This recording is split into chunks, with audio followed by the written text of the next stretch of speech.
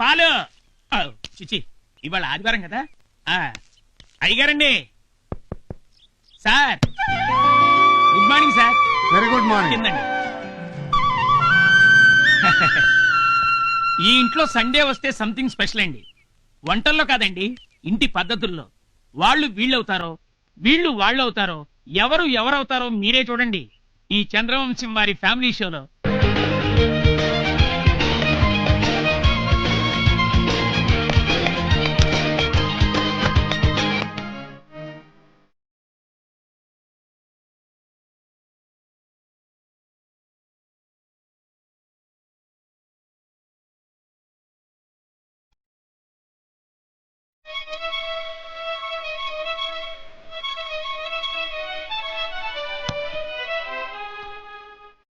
Good morning madam. Bed coffee.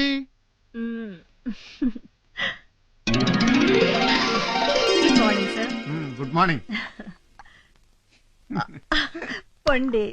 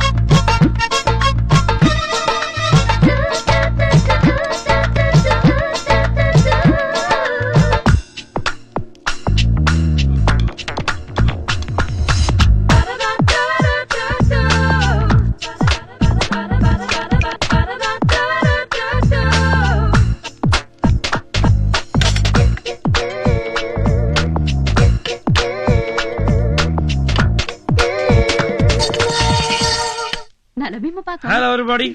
అటు కాదురా, ఇటు. Ready ready ready. Dosa ready. వదిన, ఈ రోజు సండే స్పెషల్ ఏంటో తెలుసా? అదిరిపోయే అల్లం పచ్చడి, నోరూరించి ములక్కడ సాంబార్. మరిది గారు, ఇది తమరు చెప్పక్కర్లేదు. తిన్న తర్వాత మేం డిసైడ్ చేస్తాం. అనయ్య, నాకు నీలా పెళ్లి కానీ ఆ వచ్చే అమ్మాయి దగ్గర వంటలు నేర్చుకుని నీ లెవెల్లో వడ్డీ చేస్తారంతే. ఏమంటారు? మరైతే నేనెవరిని? అవును, ఎవరు? బ్రదర్, నీ అర్థాంగి పెళ్ళై 3 ఏళ్లైంది. బ్రెయిన్ లో ఫిక్స్ చేసుకోరా. అన్నయ్య, ఈ చిన్నానికి అన్ని విషయాలు మతిమరుపు గానీ బెడ్రూమ్ లోకి వెళ్తే మాత్రం మామూలుగా. కాస్త ఆగు. నీకు పెళ్లి అయితే గాని బెడ్రూమ్ విషయాలు అర్థం కావు గాని. అన్నయ్య, నువ్వు తొందరగా వడ్డీయొచ్చు కదా, నిలబడి చూడకపోతే.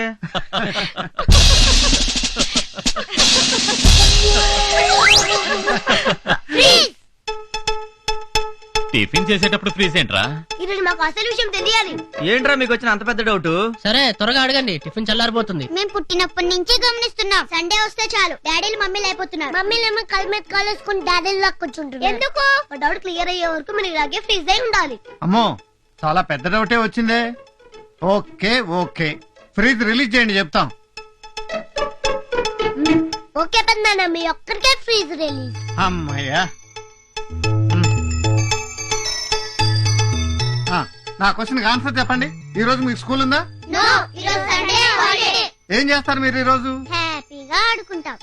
ఈ రోజు సండే కాబట్టి మాకు ఆఫీస్ లేదు, మీకు స్కూల్ లేదు. హ్యాపీగా గడపడానికి వారానికి ఒక్క రోజైనా సెలవు ఉంది మనకి. మరి మమ్మీలకి ఎక్కడ ఉంది సెలవు?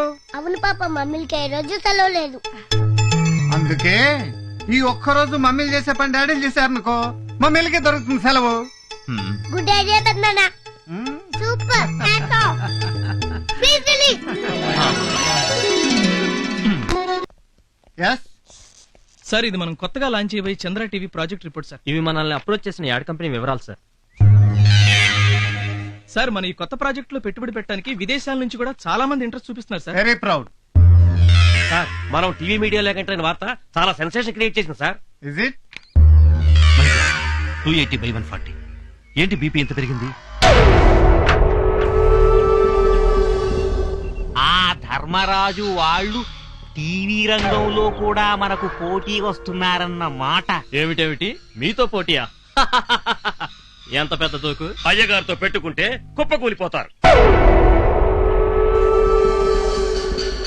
మీ అనుభవం ఎక్కడ, బచ్చగాళ్ళు ఎక్కడ?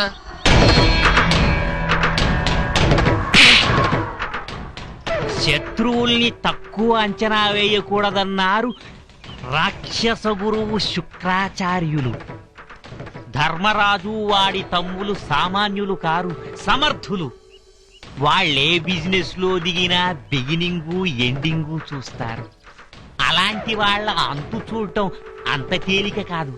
దానికి పద్మ వ్యూహం లాంటి ప్లానేసి కొట్టాలి. దానికి టైం రావాలి. Happy birthday to you. Happy birthday to you. Happy birthday to you. రేయ్ హ్యాపీ బర్త్డే టు యూ బాబాయ్ అంతే అనండి. బాబాయ్. ఇదిగో తమ్ముడు. ఆ, ఆ.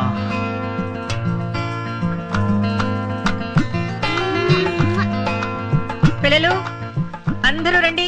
హరి, నువ్వు కూడా దీపం వెలిగించి నీ మీద మాకున్న ఆశలన్నీ నెరవేరాలని దేవుడికి దండం పెట్టుకో. రా తీసుకో.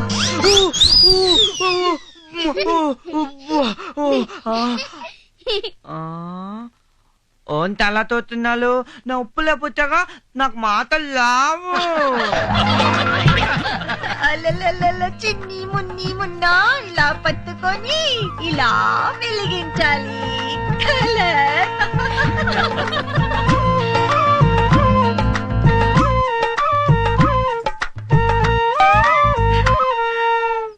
శీఘ్రమేవ కళ్యాణ ప్రాప్తిరస్తు.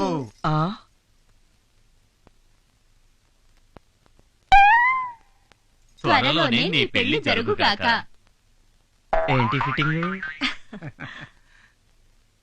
చిన్ననే మా తమ్ముడి ఫేస్ లో పెళ్లి కళ కొట్టొచ్చినట్టు కనపడుతుంది కదా భూదేవి. నా పేరు భూదేవి కాదు, శ్రీదేవి. ఏదో హరి, దేవి.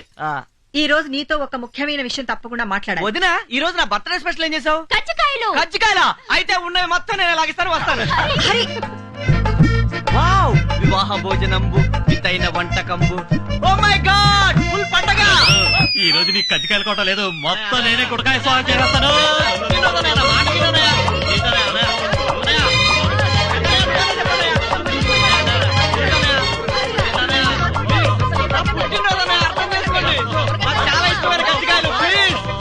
ఏమ్మా, కజ్జికాయలు చూస్తుంటే నోట్లో లాలాజలం ఊరిపోతుందా? అవునన్నయ్య, ప్లీజ్ అన్నయ్య ఇవ్వన్నయ్య. పెద్దదిన బంగారు చేతులతో చేసిన అన్నయ్య, అమృతంలా ఉంటాయి. ఇవ్వన్నయ్య ఒకటి ప్లీజ్ అన్నయ్య. No no. పెద్దనే నువ్వన్నా చెప్పన్నయ్య. అసలు ఆ కజ్జికాయలు ఎత్తుకెళ్ళమని ప్లాన్ ఇచ్చిందేనేనరా? ఇప్పుడు ఇమ్మని ఎలా చెప్పను? ఓకే, నీకు కజ్జికాయలేగా కావాల్సింది. అవునదినా, నేను అడిగింది నువ్వు చెప్పేస్తే నీకు కావాల్సింది నీకేమని చెప్తాను. అడగండి చెప్పేస్తాను. Very good. చెప్పేస్తానని కమిట్ అయిపోయాడు కదా హరిశ్చంద్రుడు. అన్న మాట పైన నిలబడతాడు. అడిగేసే వదినా, అడిగేసే. ఓకే, పెళ్లికి అన్ని ఏర్పాట్లు చేశాం కదా, పెళ్లి వద్దని ఎందుకంటున్నావో చెప్పు. అది తర్వాత చెప్తాను కదా. త్వరగా చెప్పరా. ఈ కజ్జికాయలు చూస్తుంటే నా కడుపులో డోలు మోగిపోతోంది. నాకు కూడా అన్నయ్య. నీ కడుపున పడతా. చెప్పాలి. ఆగండి. ఈ ప్రాబ్లం ఏంటో నాకు అర్థమైంది. ఎందుకు వద్దన్నాడు మర్చిపోయి ఉంటాడు పాపం. మర్చిపోయేది మీరు బాబు, నేను కాదు. మరైతే ఎందుకో చెప్పవయ్యా బాబు. ఈ రోజు కనుక చెప్పకపోతే ఎవ్వరం ఏమీ తినం. చెప్పేదాకా అందరం నిరాహార దీక్ష చేస్తాం. నయా ఆ కజ్జికాయలన్నీ ఆయనకి ఇచ్చేసాయి, మొత్తం తినేస్తాడు. మనం ఉపవాసం ఉందాం. అంత మాట అనొద్దుదినా. మరైతే పెళ్ళెందుకు వద్దంటున్నావు చెప్పరా? ఆప్యాయతలతో, అనురాగాలతో, ఆనందాలతో, నవ్వులతో కళకళలాడుతూ ఉండే ఇల్లు ఎప్పటికీ ఇలాగే ఉండాలని, నా పెళ్లితో అవన్నీ దూరం కాకూడదని. అంటే నా పెళ్ళై కొత్త కోళ్ళు ఇంట్లో అడుగు పెడితే మనందరికీ మనశ్శాంతి లేకుండా పోతుందంటానే. కష్టాలు, కన్నీళ్లు ఆ అమ్మాయితో పాటే కాపురానికి వచ్చేస్తాయట. మనందరూ దూరం అయిపోతా ఉంటానయ్య. అందుకే మిమ్మల్ని అందరినీ వదిలి నేను ఉండలేనన్నయ్య. పిల్లల్ని వదిలిని, మిమ్మల్ని అందరినీ వదిలి నేను భరించలేనన్నయ్య. అందుకే నాకు ఈ పెళ్ళక్కర్లేదు. ఇదంతా ఎవరు చెప్పారా నీకు? జ్యోతిష్కుడనయ్య. జ్యోతిష్యుడా? భూకంపం వస్తే పడిపోతుందేమోనని భయపడి ఇల్లు కట్టుకోవటం మానేస్తావా? ఆడకూతురు ఇంట్లో అడుగు పెడితే లక్ష్మీదేవే వచ్చిందని మురిసిపోయే వంశం రా మనది. ఎవరో వచ్చి విడగొడితే విడిపోయేంత పెళసైన వంశం కాదు ఈ చంద్రవంశం. ఈ అన్నయ్య మీద నీకేమాత్రం గౌరవం, అభిమానం ఉన్నా నువ్వు ఈ పెళ్లి చేసుకుంటున్నావు అంతే.